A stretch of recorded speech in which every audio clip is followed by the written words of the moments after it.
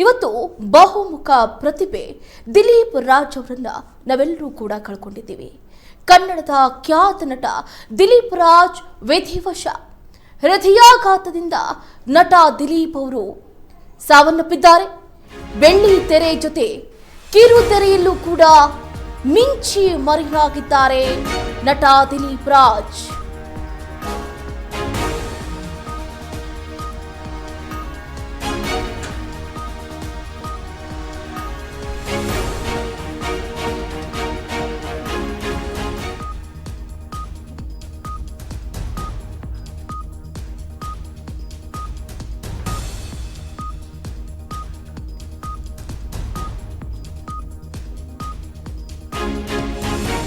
S, ಕನ್ನಡದ ಖ್ಯಾತ ನಟ ದಿಲೀಪ್ ರಾಜ್ ಸಾವನ್ನಪ್ಪಿದ್ದಾರೆ. ಇಂದು ಬೆಳಿಗ್ಗೆ ಹೃದಯಾಘಾತದಿಂದ ನಟ ದಿಲೀಪ್ ರಾಜ್ ಅವರು ನಿಧನ ಹೊಂದಿದ್ದಾರೆ. ಬೆಳ್ಳಿ ತೆರೆ ಜೊತೆ ಕಿರುತೆರೆಯಲ್ಲೂ ಕೂಡ ಮಿಂಚಿದ್ರು ದಿಲೀಪ್ ರಾಜ್ ಅವರು. ಧಾರಾವಾಹಿ ಹಲವು ಸಿನಿಮಾಗಳಲ್ಲಿ ನಟಿಸಿ ಬೇಷ್ ಅನಿಸಿಕೊಂಡಿದ್ರು ದಿಲೀಪ್. ಸ್ಯಾಂಡಲ್ವುಡ್ನ ನಟ ನಿರ್ಮಾಪಕ ದಿಲೀಪ್ ರಾಜ್. ನಾನು ಅದರಲ್ಲಿ ಪ್ರಧಾನ ಪಾತ್ರ ವಹಿಸಿದ್ದೇನೆ. ನಾನು ಶೂಟಿಂಗ್ ಹೊರಡೋವಾಗ ಮ್ಯಾನೇಜರ್ ಫೋನ್ ಮಾಡಿದ್ರು, ಸರ್ ಶೂಟಿಂಗ್ ಕ್ಯಾನ್ಸಲ್ ಅಂತ. ಯಾಕಪ್ಪ ಕ್ಯಾನ್ಸಲ್? ದಿಲೀಪ್ ಅವ್ರು ಹೋಗ್ಬಿಟ್ರು ಅಂತ. ಯಾವ ದಿಲೀಪ್? ಸರ್ ನಮ್ ದಿಲೀಪ್ ಸರ್. ಬೈದು ಬಿಟ್ಟೆ, ನಾನು ಫೋನ್ ಇಟ್ಟೆ, ಬೈದು ಬಿಟ್ಟು ಮತ್ತೆ ಫೋನ್ ಮಾಡಿದ್ರು, ಸರ್ ಅಪ್ಪು ಅವ್ರು ಹೋದಾಗ ಹೇಗೆ ನಾನು ನಂಬಲಿಲ್ವೋ, ಆಸ್ಪತ್ರೆಗೆ ಹೋಗಿ ಅವರ ಪಾರ್ಥಿವ ಶರೀರ ನೋಡಿದ ಮೇಲೆ ನನಗೆ ನಂಬಿಕೆ ಬಂತು. ಆ ಥರ ಇವತ್ತು ದಿಲೀಪ್ ಹೋದ್ರು ಅಂದಾಗ ನಾನು ನಂಬಿಕೆ ಆಗಲಿಲ್ಲ. ಕನಿಷ್ಠ 2 ಗಂಟೆ ನಾನು ಸುಮ್ಮನೆ ಕೂತಿದ್ದೆ. ನಾನು ಹೇಗೆ ಬರುತ್ತೆ ಸಾವು ಒಬ್ಬ ಮನುಷ್ಯನಿಗೆ? ಆರೋಗ್ಯವಾಗಿರ್ತಕ್ಕಂಥ ವ್ಯಕ್ತಿ, ಯಾವ ದುರಭ್ಯಾಸಗಳಿಲ್ಲ, ತುಂಬ ಚೆನ್ನಾಗಿದ್ರು, ತುಂಬ ಆಕ್ಟಿವ್ ಆಗಿದ್ರು. ಇವರು ಸಾವು ಇಷ್ಟು ಸುಲಭವಾಗಿ ಬರುತ್ತಾ ಅಂತ ಗಾಬರಿ ಆಗೋಯ್ತು. ದಿಲೀಪ್ ನನಗೆ ಸುಮಾರು ಒಂದು 20 ವರ್ಷಗಳ ಪರಿಚಯ. ಅವ್ರ ಜೊತೆಲಿ ಒಂದು ರಿಯಾಲಿಟಿ ಶೋ ಮಜಾ ಭಾರತ ಮಾಡಿದೆ. ಅದಕ್ಕೆ ಮೊದಲು ಅವರು ಕಲಾವಿದರಾಗಿದ್ದರು. ಬಹಳಷ್ಟು ಸಲ ಭೇಟಿಯಾಗಿದ್ದೆ ನಾನು. ಪಾರು ನನ್ನ ಅವರ ಮಧ್ಯೆ ಸಂಬಂಧವನ್ನು ತುಂಬಾ ಹತ್ತಿರ ಮಾಡಿದ್ದು. ಪಾರು ನನ್ನ ಪ್ರೆಸೆಂಟ್ ಬ್ರಹ್ಮಗಂಟು ಅನ್ನೋ ಸೀರಿಯಲಲ್ಲಿ ನಾನು ಆ್ಯಕ್ಟ್ ಮಾಡ್ತಾ ಇದ್ದೀನಿ ಈಗ. ಅವನ ಜೊತೆ ಅವ್ರ ಪ್ರೊಡಕ್ಷನಲ್ಲಿ. ಇದಕ್ಕೆ ಮುಂಚೆ ಹಿಟ್ಲರ್ ಕಲ್ಯಾಣದಲ್ಲಿ ಅವನೇ ಹೀರೋ, ನಾನು ಅವರತ್ತೆ ಕ್ಯಾರೆಕ್ಟರ್ ಮಾಡಿದ್ದೆ. ಈಗಲೂ ನಾನು ಅವನ ಅಳಿಯ ಅಂತಲೇ ಕರಿತಾ ಇದ್ದಿದ್ದು. ಏನೂ ತೊಂದರೆ ಇರಲಿಲ್ಲ ಅವನಿಗೆ, ಚೆನ್ನಾಗಿದ್ದ. ಯಾವ ಹೆಲ್ತ್ ಇಶ್ಯೂನೂ ಇರಲಿಲ್ಲ, ಏನೂ ಇರಲಿಲ್ಲ, ಚೆನ್ನಾಗೇ ಇದ್ದವನು. ಆಮೇಲೆ ಅದು ಇದು ತಿಂತಾ ಇದ್ದ ಅಂದರೆ ಅದು ಇಲ್ಲ, ಯಾವ ಬ್ಯಾಡ್ ಹ್ಯಾಬಿಟ್ಸೇ ಇಲ್ಲ ಅಂದವನ್ನ ದೇವ್ರು ಇಷ್ಟು ಬೇಗ ಕರ್ಕೊಂಡ ಅಂದರೆ ತುಂಬ ನೋವಾಗ್ತಿದೆ ಸರ್. All in one. ಅವನು ಒಂದು ಹೀರೋ ಆಗಿದ್ದ, ಪ್ರೊಡ್ಯೂಸರ್ ಆಗಿದ್ದ, ಡೈರೆಕ್ಟರ್ ಆಗಿದ್ದ, ಕಂಠದಾನ ಕಲಾವಿದ ಆಗಿದ್ದ.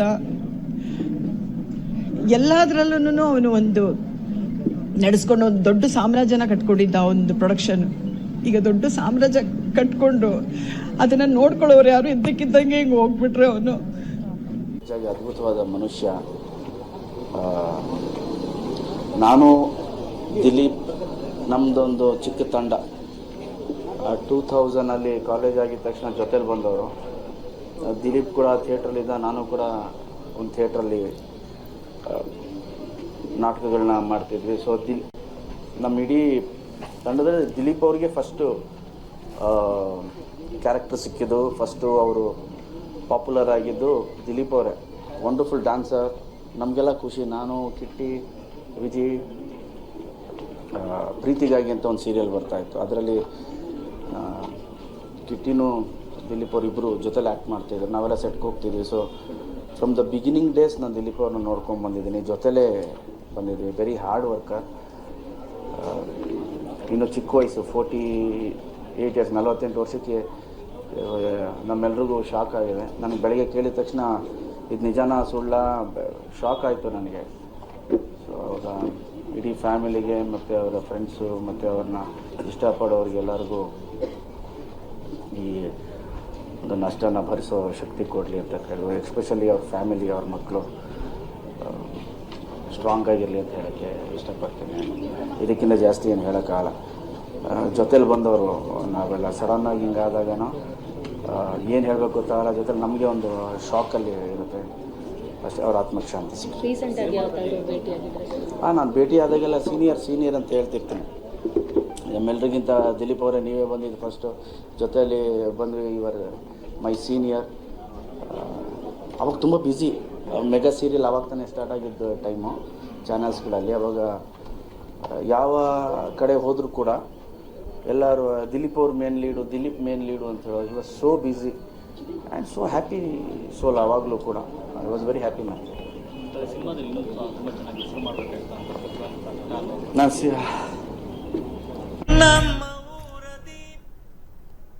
ಎಸ್, ಗಮನಿಸ್ತಾ ಇದ್ದೀರಾ ಈಗಾಗಲೇ ಕನ್ನಡ ಚಿತ್ರರಂಗದ ಹಲವಾರು ಕನ್ನಡ ಚಿತ್ರರಂಗದ ನಟರು ನೋಡಿ, ಏನು ವಿಜಯ್ ರಾಘವೇಂದ್ರ ಆಗಿರ್ಬೋದು, ನಟ ಗಣೇಶ್ ಅವರಾಗಿರ್ಬೋದು, ಎಸ್ ನಾರಾಯಣ್ ಸೇರಿದಂತೆ ಹಲವಾರು ಜನರು, ಹಲವಾರು ನಟ ನಟಿಯರು ಕಂಪನಿಯನ್ನು ಮಿಡಿತಾ ಇದ್ದಾರೆ. ತುಂಬ ಹಂಬಲ್ ಪರ್ಸನ್, ಕೈಂಡ್ ಹಾರ್ಟೆಡ್.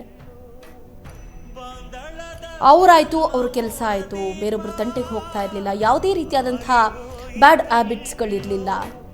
ಎಲ್ಲರನ್ನೂ ಬಹಳ ಚೆನ್ನಾಗಿ ಮಾತಾಡಿಸ್ತಾ ಇದ್ರು. ಯಾವುದೇ ಹಮ್ಮು ಬಿಮ್ಮು ಇರಲಿಲ್ಲ. ಅತಿ ಚಿಕ್ಕ ವಯಸ್ಸಿಗೇನೆ ಭಾರತ ಲೋಕಕ್ಕೆ ಹೋಗಿರೋದು ಎಲ್ಲರಲ್ಲೂ ಕೂಡ ನೋವನ್ನು ಉಂಟು ಮಾಡ್ತಾ ಇದೆ. ಗಮನಿಸ್ತಾ ಇದ್ದೀರಿ, ಆ್ಯಂಕರ್ ಅನುಶ್ರೀ ಅವರು ಕೂಡ ಬಹಳ ದುಃಖತಪ್ತರಾಗಿದ್ದಾರೆ, ಕಣ್ಣೀರನ್ನು ಹಾಕ್ತಾ ಇದ್ದಾರೆ. ಯಾರೇ ಆಗಿರ್ಬೋದು, ಅವರ ಜೊತೆ ಆ್ಯಂಕರಿಂಗ್ ಮಾಡುವಂತಹ ಸಂದರ್ಭದಲ್ಲೂ ಕೂಡ ಬಹಳ ಆತ್ಮೀಯವಾಗಿ ಆ್ಯಂಕರಿಂಗನ್ನು ಮಾಡಿರೋದನ್ನು ನಾವು ಗಮನಿಸಿದ್ವಿ. ಅವರ ಮಾತಿನ ಶೈಲಿ, ಹಾವಭಾವ, ಸ್ಟೈಲಿಶ್ ಲುಕ್ಗೆ ಎಂಥವರು ಕೂಡ ಫಿದಾ ಆಗಿದ್ದುಂಟು. ಎಸ್, ಗಮನಿಸ್ತಾ ಇದ್ದೀರಿ, ಈಗಾಗಲೇ ಒಂದು ಕಡೆ ಮಿಲನಾ ನಾಗರಾಜ್ ಅವರು ಕೂಡ ಏನು ನಟ ನಿರ್ಮಾಪಕ ದಿಲೀಪ್ ರಾಜ್ ಅವರ ಅಂತಿಮ ದರ್ಶನವನ್ನು ಕೂಡ ಪಡೆಯೋದಕ್ಕೆ ಆಗಮಿಸಿದ್ದಾರೆ. ನೋಡಿ, ಅವರು ಎಲ್ಲರ ಹತ್ರಲ್ಲೂ ಅಂದರೆ ಎಲ್ಲರಿಂದಲೂ ಕೂಡ ಸೌಹಾರ್ದತೆಯನ್ನು ಬಯಸಿದ್ರು. ಸೊ ಹಾಗಾಗಿ ಎಲ್ಲರೂ ಕೂಡ ಆಗಮಿಸ್ತಾ ಇದ್ದಾರೆ, ಅವರ ಅಂತಿಮ ದರ್ಶನವನ್ನು ಪಡಿತಾ ಇದ್ದಾರೆ. ಈಗ ಕನ್ನಡ ಚಿತ್ರರಂಗದ ಮೇರು ನಟರ ಆಗಮನ ಆಗ್ತಾ ಇದೆ. ಇನ್ನೇನು ಕೆಲವು ಗಂಟೆಗಳಲ್ಲಿ ಅವರ ಪಾರ್ಥಿವ ಶರೀರವನ್ನು ರಾಮನಗರಕ್ಕೆ ಶಿಫ್ಟ್ ಮಾಡಲಾಗುತ್ತೆ. ಅವರದ್ದೇ ಆದಂತಹ ಫಾರ್ಮ್ ಹೌಸ್ನಲ್ಲಿ ಅವರ ಅಂತ್ಯಕ್ರಿಯೆ ಕೂಡ ಇವತ್ತು ಸಂಜೆ 5 ಗಂಟೆ ಒಳಗಡೆ ನೆರವೇರಲಿದೆ. ನೋಡಿ, ನಿನ್ನೆ ಇದ್ದಂತಹ ವ್ಯಕ್ತಿ ಇವತ್ತು ಇಲ್ಲ ಅಷ್ಟೇ, ಕಣ್ಮರೆ ಆಗೋದ್ರು. ಪ್ರಾಣ ಅನ್ನೋದು ಅಥವಾ ಜೀವ ಅನ್ನೋದು ಅನಿರೀಕ್ಷಿತ. ಪ್ರಾಣ ಅಥವಾ ನಾವು ಅನ್ಕೋಬೋದು ನಾಳೆ ಏನು ಮಾಡ್ತೀವೋ ಅನ್ನೋದ್ರ ಮೇಲೆ ನಾವು ಎಸ್ಟಿಮೇಟನ್ನು ಹಾಕ್ಕೊಳ್ತಾ ಇರ್ತೀವಿ. ಆದರೆ ಈ ಕ್ಷಣಕ್ಕೆ ನಾವು ಇರ್ತೀವೋ ಇಲ್ವೋ ಅನ್ನೋದೇ ಗೊತ್ತಿಲ್ಲ.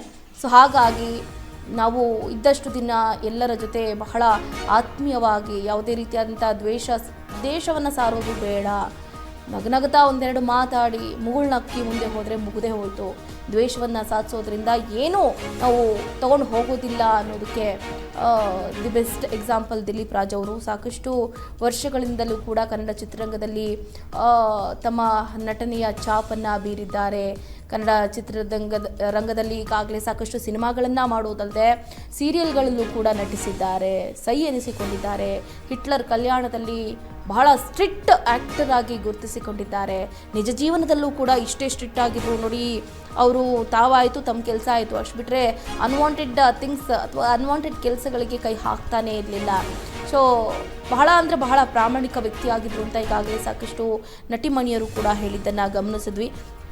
ಅಷ್ಟೇ ಅಲ್ಲದೆ ನೋಡಿ, ಪಾರು, ನಾನಿನ್ನ ಬಿಡಲಾರೆ ಧಾರಾವಾಹಿಗಳನ್ನು ಅವರು ನಿರ್ಮಾಣ ಕೂಡ ಮಾಡಿದ್ರು. ನಟ ದಿಲೀಪ್ ರಾಜ್ ಅವರ ನಿಧನದ ನಂತರ ಇನ್ಸ್ಟಾಗ್ರಾಮ್ನಲ್ಲಿ ಕೊನೆಯದಾಗಿ ಮಾಡಿದ್ದ ಪೋಸ್ಟ್ಗೆ ಚಿತ್ರರಂಗದ ಕಲಾವಿದರು ಹಾಗೆ ಚಿತ್ರ ಪ್ರೇಮಿಗಳು ದುಃಖವನ್ನು ವ್ಯಕ್ತಪಡಿಸಿದ್ದಾರೆ. 2025 ಜನವರಿಯಲ್ಲಿ ಅವರು ತಮ್ಮ ಚಿತ್ರ ನಿಮ್ಮ ವಸ್ತುಗಳಿಗೆ ನೀವೇ ಜವಾಬ್ದಾರರು ಅನ್ನುವಂಥ ಪೋಸ್ಟರನ್ನು ಹಂಚಿಕೊಂಡಿದ್ರು.